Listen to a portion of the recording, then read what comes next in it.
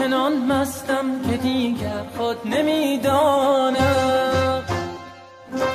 در این مستی بوم حیران و با این حال خاموشم. نه دوریت بود ممکن، نه آغوش پر از مهرت، ز بوی زلف مشکینت ولی همواره مدهوشم. رخت بگشای ای ساقی که جانم در طلب باشد، بده یک جرعه زان باده برد همدم و هم هوشم. در این دیر پر از مهنت بسی سختی پذیرفتم، به این اندیشه تا روزی شراب معرفت نوشم.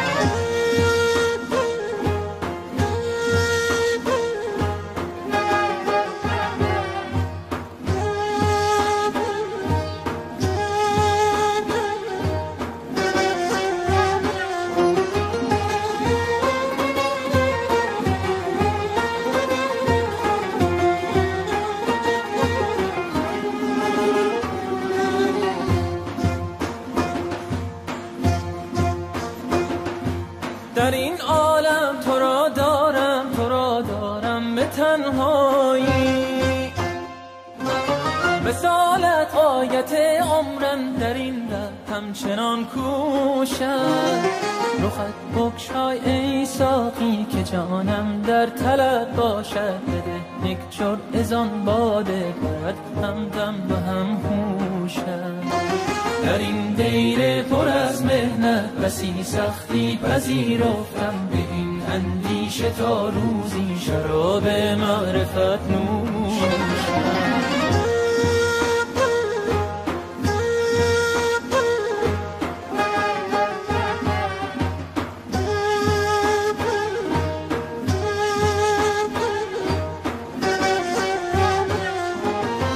شور لقاءت همچو آتش در درون من، در این آتش همی سوزم ولی فانی و خاموشم. ز عشقت آنچنان مستم که دیگر خود نمیدانم. رخت بگشای ای ساقی که جانم در طلب باشد، بده یک جرعه زان باده برد همدم و هم هوشم. در این دیر پر از مهنت بسی سختی پذیرفتم، به این اندیشه تا روزی شراب معرفت نوشم. بگشای ای ساقی که جانم در طلب باشد، بده یک جرعه زان باده برد همدم و هم هوشم. در این دیر پر از مهنت بسی سختی پذیرفتم، به این اندیشه تا روزی شراب معرفت نوشم.